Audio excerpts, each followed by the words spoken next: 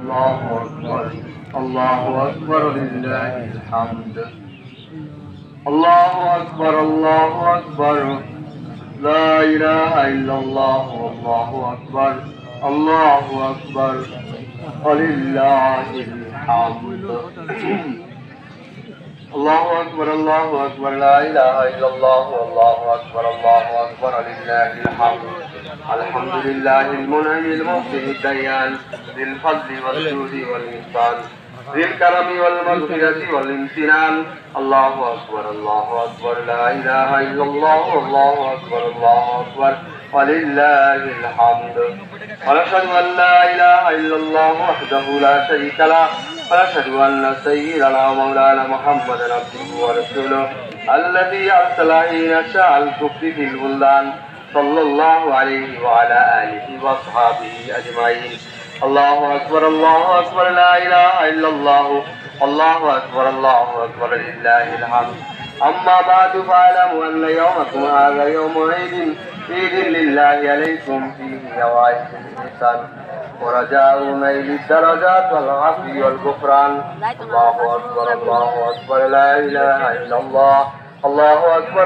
أكبر لله الحمد وقد قال رسول الله صلى الله عليه وسلم إن لكل قوم عيدا وهذا عيدنا الله أكبر لا إله إلا الله والله أكبر ولله الحمد وقال رسول الله صلى الله عليه وسلم فإذا كان يوم عيدهم يعني يوم فطرهم باها بهم ملائكة فقال يا ملائكتي ما جزاء أجير وفى عمله قالوا ربنا جزاؤه ويوفى أجره قال ملائكتي عبيدي وإمائي قضوا فريضتي عليهم ثم خرجوا يعجون إلى الدعاء وعزتي وجلالي وكرمي وألوفي وارتفاع مكاني لأجيبنهم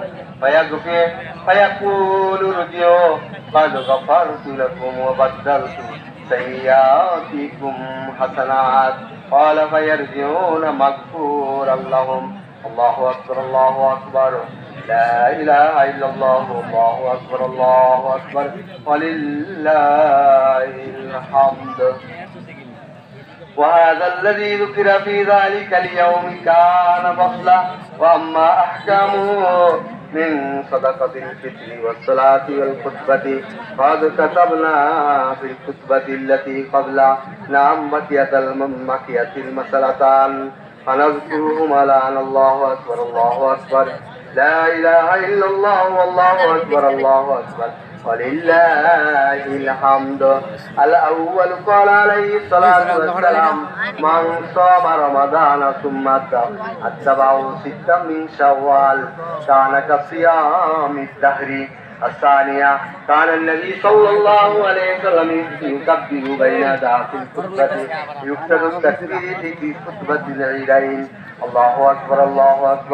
لا إله إلا الله والله أكبر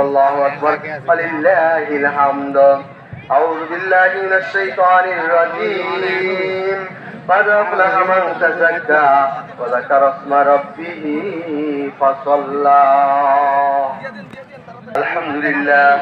لله نستعينه ونستغفره ونعوذ بالله من شرور أنفسنا من يهده الله فلا مضل له ومن يضلل فلا هادي له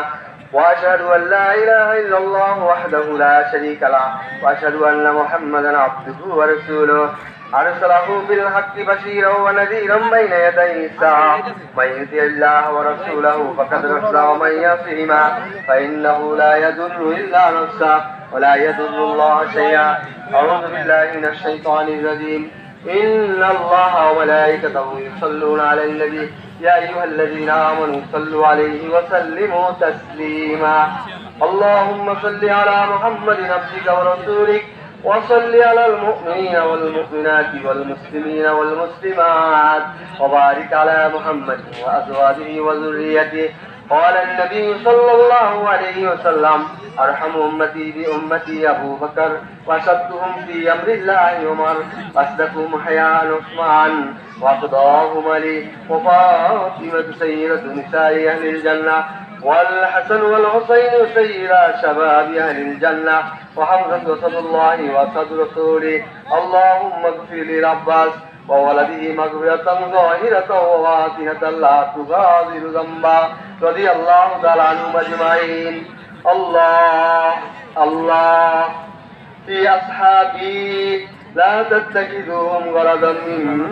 بعدي فمن أحبهم فبحبي أحبهم ومن أبغضهم فببغضي أبغضهم وخير أمتي قرني ثم الذين يلونهم ثم الذين يلونهم والسلطان ذل الله في الأرض من أهان سلطان الله في الأرض أهانه الله.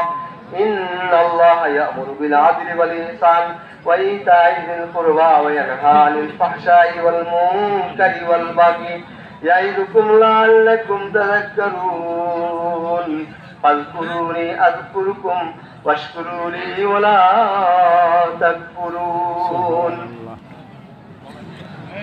একবার সূরা ফাতিহা, তিনবার সূরা ইখলাস সকলে পড়ি।